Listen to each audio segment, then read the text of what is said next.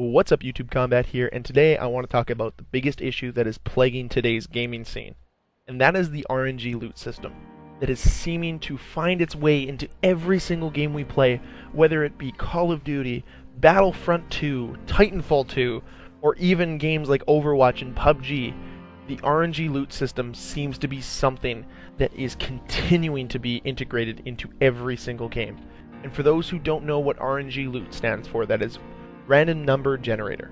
It's the same as a slot machine, because that's all a slot machine is a random number generator. It is saying that when you press that button, a random number ticker is going to pop up and decide what you get and in what order you get it in. So whether it be loot boxes, whether it be supply drops, or whether it be a slot machine, there is a random number generator and a probability for you hitting big or losing big. And there is a huge problem with that, because whenever you're saying a system is the same as gambling, there's a problem there. Gambling is very anti-consumer, however people fall for it, and that's fine because they know they're gambling.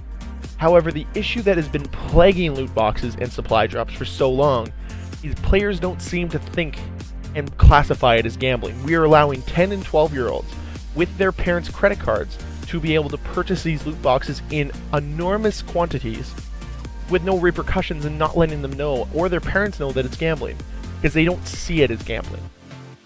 Now, I've heard the common similarity or the common comparison that people keep putting on supply drops. Well, it's the same as when you were a kid and you bought Pokemon cards or Yu-Gi-Oh cards. True, it is in a sense. However, when I got those, it was for a collection, and if I got seconds, I was able to trade them with someone. Or I was able to go to a store, trade them to the store, and then buy other cards with the trade credit I got. You see where this is going? It's not a complete random number generator. It is an actual system and currency that you have. You know, when you get a first edition Charizard out of the first edition packs from Pokemon, you had something that was worth real money. You had something other people wanted to pay for. You had something that if you traded that in at a store, you could get other things out of it. Right now, what we have in these games is we have a product that you're getting that is not worth the dollar value that you're spending. Whereas when you look at anything else that has had this type of generator, there is a number, a dollar amount that goes with that prize, we'll say. And it just seems that nothing with these loot boxes has a price associated with it, and that's a big problem. So how do we solve it is the biggest question that plagues gamers, and really I've been asking it for a while. What do we need to do? What do publishers need to do? Because I'm a business guy, I have to approach this from the business side, because right now you look at it, and it is 100% in every publisher's best interest to put these in, because it is 100% profit for very little effort, right? So really, your cost profit analysis is just like, oh wow, this isn't costing me very much, and my profit is going through the roof, right? So when you look at it on that spectrum, it's making them a ton of money. So why wouldn't they integrate it into every single game? Because we keep falling for it.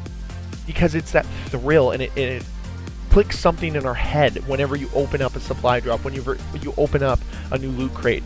It opens something in your head, and you want that feeling to come back. It releases dopamine, and you want that feeling. You want to open more. And that is what makes these so criminal at the same time as being so great. Is they know that feeling. They know you're addicted to it. So they want you to continue to feed off that feeling. But how do we solve this? I believe there's already a system in place done by a developer on another category of gaming that has done this properly. And I think that if other games can progress towards what these types of games have done, I think we can have a more fair overall system for these loot crates that still makes it consumer friendly and pro publisher, something that can benefit both sides, because right now it's a very one-sided battle. Now let's just rewind back a few minutes here in this commentary where I was talking about the Pokemon card comparison, where I said when you bought Pokemon cards and you wanted to when you bought them, you got, I think it was 7 or 11 cards in a pack. You had those 11 cards. Well, if you got doubles, you could go to your friends and trade with your friends. Right now, with loot boxes or supply drops in Call of Duty, you don't have the ability to trade. You don't have the ability to swap items with other people. And that's a huge issue. All you get is weapon parts, which is bogus and phony in all reality. So what do? You're essentially left with a duplicate that does nothing for you. Instead of being able to trade it or sell it, you have to just eat it and say, oh darn, maybe I'll get that big one next time. It's the same as a slot machine when you hit a dud and you don't win. That's the same feeling where, well, I have to do again until I get something new. And that's what they've been so good at, is the fact that constant failure makes you want to have success. So how do we solve this issue? How do we solve the problem with duplicates? How do we solve the problem with wanting to get the cards you need? It's simple. Let's look at the Ultimate Team basis that both NHL, Madden, FIFA have done, and I think that even the show has done it for baseball the last couple of years, which is a open market system. Essentially, you buy your packs, you get your cards, you can trade them in, you can sell them for in-game currency, you can sell them to other players, you can trade with other players, and you can put them on the open market. So for instance, let me put this into other terms that's not just Ultimate Team terms. You're playing Call of Duty and you all of a sudden get the M16, but you already have the M16. So you think to yourself, well, I'm going to put it on the black market. We'll call it the black market here. I put it on the black market to sell. Let me say it's going to cost, and I'm going to use Black Ops 3 terms. Let's say, okay, 200 crypto keys. 200 crypto keys to get this. You get crypto keys every game you play. Remember that. So 200 crypto keys to get the M16. Fine. Somebody trades either 200 crypto keys for that M16. Now you have 200 crypto keys. Now you can go and buy more supply drops, or what you can do is you can go and trade for something else you don't have. Let's say the MSMC you don't have. Okay, now I get the MSMC. Awesome. Now I have that weapon. Okay, well, I want other things. So I can still go and buy packs. I can still go and buy loot boxes and get more crypto keys so I can buy other things and unlock more. But at the same time, it's being pro-consumer.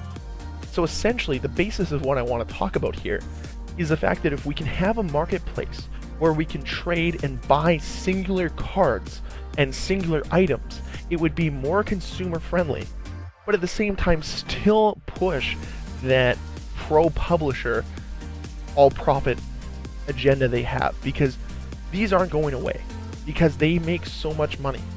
But all we need to do as consumers is push back and say, we want this in our games. We want to have something where we can go and trade our duplicates, so not every single time you're just trying to get one item. Will it result in less profit? Potentially, but it could also result in more participation from everyone around you. Because it won't just be the percentage it is now. It could be a big community of people wanting to trade and master their collection, or they could just want the one item, right? So you could go out there and try to want that one item and spend hundreds of dollars, or you could spend $100, get that one item, and as you build and progress, you're trading with other people who are spending hundreds of dollars to try to collect everything. It is pro-consumer, but at the same time not affecting the bottom line for the publishers.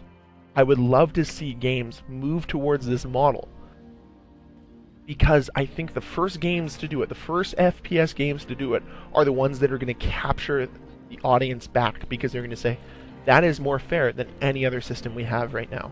Because no other system can you go out and can you trade your items other than sports games. And that seems extremely unfair to the consumer and extremely poor management from the publishers. One of my favorite YouTubers, Boogie2988, said that the ESRB has to step in at some point. This is the point where the ESRB has to step in and say, yes, it is gambling, even though they said it isn't. They have to step in and say, this is the standard we want to uphold publishers to. It is time that us as consumers and gamers stand up for our games and say, we will not be purchasing any more of this BS RNG loot until you make it more fair to the consumer and until you make it accessible to everyone. Because just saying that you're going to have special events and make people spend more money because now their $60 isn't going all the way. Their $60 is giving you very little content for a high dollar amount. Now I understand the cost of games have gone up. It now costs me $90 to buy a game here in Canada.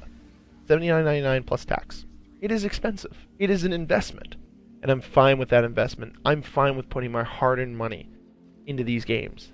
The problem for me arises when there's a paywall or an RNG loot system that does not allow me to get the most out of my gaming experience.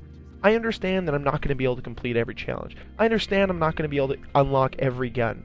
I understand I'm not going to be able to get every weapon skin unless I play my ass off and maybe put some of my own money into it. I get that. But the problem lies when I can't get the things that I think I should be able to get in a reasonable amount of playtime. And with something that is accessible. If I'm getting the same epic calling card 4 straight times in Call of Duty, or the same character pose 6 times in Overwatch, I should be able to turn those around and give them to players that don't have them. And that's my only argument, is create a marketplace for players to trade and further enjoy their game, because their dollar will go further and players will be happier. Thank you very much for watching this video. If you enjoyed it, please hit that like button. If you want to see more videos from me, hit that subscribe button. Until next time, guys, Combat signing off. Peace.